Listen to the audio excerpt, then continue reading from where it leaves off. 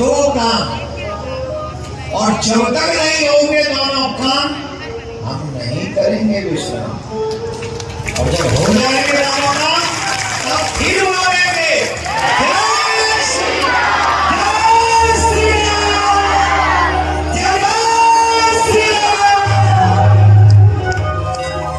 क्या बात है मेरे नाथ, जय श्री राम, जय श्री श्याम, जय श्री श्याम। राम जी का हो गया काम, शेष है श्याम जी का काम। अब जय श्री श्याम, और जोर से बोलो जय श्री श्याम, जय श्री श्याम। तैयार हो, बनवाओगे कन्हैया का मंदिर पक्का, दोगे हमारा साथ है? सब हनुमान बन जाओ हमारे साथ, सब अर्जुन बन जाओ हमारे साथ, सब धर्मराज बन जाओ हमारे साथ, सब पांडव बन जाओ हमारे साथ। तुम्हारी सुनैया अगर इतने लोगों को पसंद करे हो तो बात छोड़ो, हम जो है मुल्तान में भी भगवान श्री कृष्ण का मंदिर समझे। वैसे भी अब कहना तो नहीं चाहिए, नहीं कहते, चलो छोड़ो, कथा कहते, कथा का रस कम नहीं करते। आ जाओ, तो कृष्ण जन्म राम अवतार के बाद में भगवान श्याम सुंदर का प्राकट हुआ। भगवान श्री श्याम सुंदर के प्राकट की ओर चले। उससे पहले हम आपको बता दें, कल गोवर्धन की परिक्रमा का लाभ मिलेगा यहाँ। कल जो भी लोग यहाँ उपस्थित होंगे उन्हें गोवर्धन की परिक्रमा के लाभ का, जो परिक्रमा का लाभ है वो प्राप्त होगा। यहाँ बैठकर कर भगवान की बाल लीलाओं का रसास्वादन करेंगे और फिर गोवर्धन की परिक्रमा मानसिक तौर पर करेंगे। कल से भी बड़ी संख्या आज आपकी दिख रही है। हमें एक ही शिकायत है हमें आपसे, अगर आप हाँ देख लो, हम पे विश्वास मत करना, स्वामी मानो, देख लो पीछे मुड़ के कि हम सही बोल रहे हैं नहीं। एक ही शिकायत है, देर से आते हो आप, यही शिकायत है बस हमारी, और कोई शिकायत नहीं। एक और है छोटी सी शिकायत, एक शिकायत देर से आते हो, दूसरी शिकायत शांति से 2-2.5 घंटे 3 घंटे बैठते रहिए, इधर उधर घूमते रहते हो। अरे कथा को सुनो, कथा को समझो और यहाँ से सीखो, तभी तो तुम्हारा कल्याण होगा। तो अभी यहाँ से आगे कम से कम 15 मिनट और बैठे रहेंगे, क्योंकि भगवान का पूजन भी करना है, भगवान के जन्म की कथा भी सुनानी है। और आज तो हम आशा करेंगे कि बिना नृत्य किए कोई जाएगा नहीं। तुम्हारे घर में बच्चे होंगे जो ढोल बजवाते हो, बाजे बजवाते हो, अब यहाँ तो जगतपति का जन्म हो रहा है, तो फिर अगर उसमें नृत्य रहे भैया, भाई साहब बहुत अच्छा किया, बहुत अच्छा, तो नृत्य करके जाएंगे आज, ठीक है। तो 15 मिनट आपको आप ही चाहिए। भाई श्री परीक्षित जी महाराज कहते, कथितो वंश विस्तारो भवता सोमसूर्य। हे प्रभु, यदि वंश की कथा को, भगवान कृष्ण के वंश की कथा को, लीलाओं को थोड़ा विस्तार से सुनाया, सूक्ष्म में नहीं, विस्तार से। तब भगवान श्री सुबह स्वयं कहते हैं, हे राजन, मथुरापुरी यमुना के तट पर है, बहुत पुरातनपुरी है, वहां के राजा हैं उग्रसेन। कौन है? कौन है? वहां के राजा हैं उग्रसेन। उग्रसेन बड़े धर्मात्मा राजा हैं। ध्यान से सुनिए, ए भारत वालों, आज 5वें चरण का चुनाव हो गया है। 2 चरण हो गए शायद। शास्त्रों में धर्मपरायण राजा की बड़ी प्रशंसा की गई। हमेशा से धर्मपरायण राजाओं की शास्त्रों में प्रशंसा की गई है और अधर्मी राजाओं की निंदा शास्त्रों में की गई। और पहली बार हमें ऐसा प्रधानमंत्री मिला है जो गंगा में डुबकी भी लगाता है, गले में रुद्राक्ष धारण करता है, माथे पे त्रिपुंड लगाता है, काशी में विश्वनाथ के मंदिर में जाकर अभिषेक करता है, और केदारनाथ की गुफा में बैठकर ओम नमः शिवाय का जाप करें। हम इसको मोदी की प्रशंसा नहीं कर रहे, ये गलत मत सोचो। ये हम क्या करें, शास्त्रों में धर्मपरायण राजाओं का विशेष तौर पर बात कही गई कि जिस राज्य का राजा धर्मात्मा होगा उसकी प्रजा भी धर्मात्मा होगी।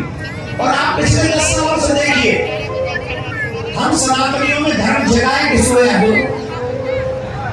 किसके कारण?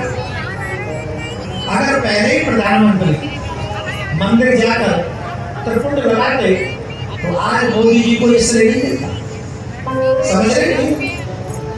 और जब जब धर्मात्मा राजा हुए हैं, भाई हम जैसे लोग तो ये कहेंगे, हे परमात्मा जब तक ये धरती रहे तब तक इस देश में धर्मात्मा ही राज्य करते रहे। गंगा नहाने वाले, तिलक लगाने वाले, त्रिपुंड धारण करने वाले, रुद्राक्ष पहनने वाले और संतों के चरणों में लौट जाने वाले राजा ही इस पृथ्वी पर भारत में, और भारत में क्यों, मैं तो कह रहा हूं पाकिस्तान में भी राजा। तो ये तो हो गई भारत की आज की कथा।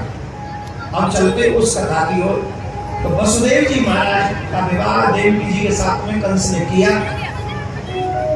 और अपनी बहन को पहुंचाने जा रहे थे। मार्ग में आकाशवाणी हुई कि इसका जो 8वां पुत्र होगा वो तुम्हारा काल होगा। जैसे ही राजा कंस ने सुना, देवकी के केश पकड़े, खड़ग निकाली, मारने के लिए तैयार हुआ। और जब मारने के लिए तैयार हुआ तो वसुदेव जी ने रोक लिया, क्यों मारना चाहते हो? बोले तुमने सुना नहीं, इसका 8वां पुत्र मेरा काल होगा। तो भगवान के पिता वसुदेव जी कहते हैं, हे राजन, इस संसार में कोई मनुष्य ऐसा नहीं जो ये कहे मैं हमेशा जीऊंगा। मृत्यु संसार का अकाट्य सत्य है, कोई नहीं बच सकता। राजा भी मरेंगे, प्रजा भी मरेगी, फकीर को भी, संत को भी शरीर छोड़ना पड़ेगा। यहाँ तक कि भगवान भी जब जब लीला करने आते हैं तो एक दिन पृथ्वी छोड़ के अपनी लीला में वही अपने लोग चले जाते हैं। यही पृथ्वी का रूल है। तो डरते हो तो बोले मैं तुम्हें भी मार दूंगा। तो वसुदेव जी ने कहा, सब सुत याके हंसो लीजिए और जीव दान तुम इनको दीजिए।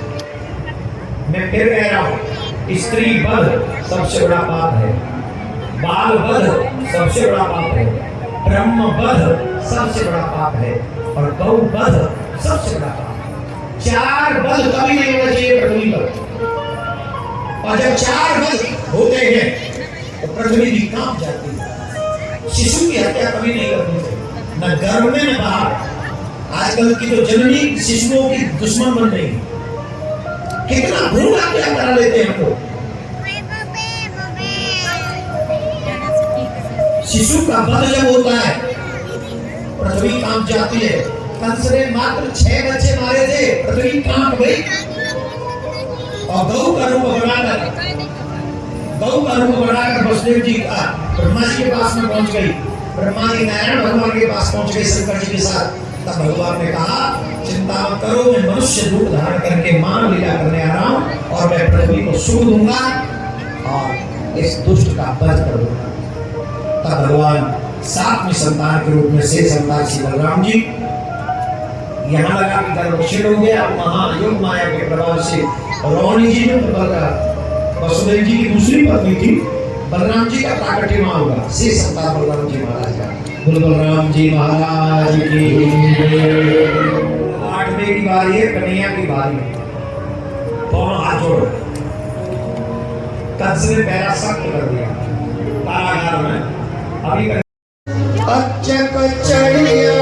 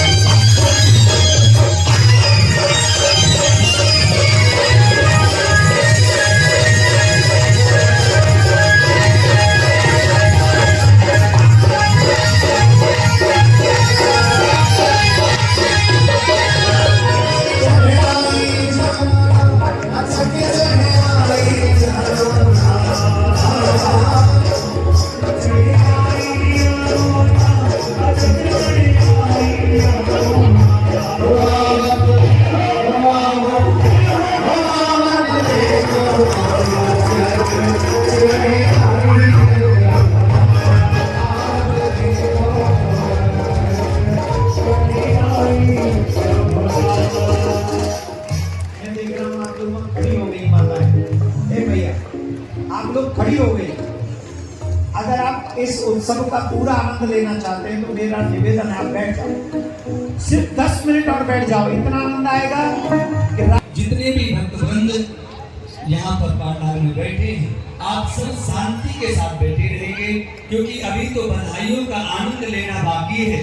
पूज्य गुरुदेव के साथ में हम और आप सब मिलकर के बधाइयों का आनंद भी लेंगे, लेकिन कार्यकर्ता आपके मध्य में आ रहे हैं, पूजन भी कर रहे हैं, और पूजन के बाद बधाई स्वरूप हम और आप सब नाचेंगे, गाएंगे और भगवान के चरणों में अपने मन को लगाएंगे। तो आपके मध्य में मेरा निवेदन है कोई भी खड़ा नहीं होगा। अभी जो वापस बधाई नहीं मिले तो पहले आप हमारे कन्हैया को बधाई दे रहे घर में वहीं बैठे बैठे, फिर कन्हैया की तरफ से आपको बधाई मिलेगी। कोई भी खड़ा नहीं होगा।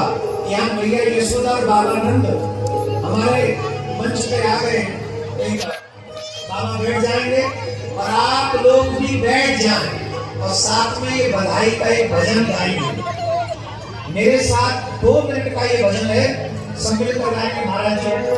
महाराज जी आप आके लाला को तिलक करें, पूजन करें, हम लोग के यजमान भी लाला को तिलक करेंगे, पूजन करेंगे और आप सब बैठे बैठे बधाई गाएंगे। अन्नों को जायो ललना में वेदन में सुनी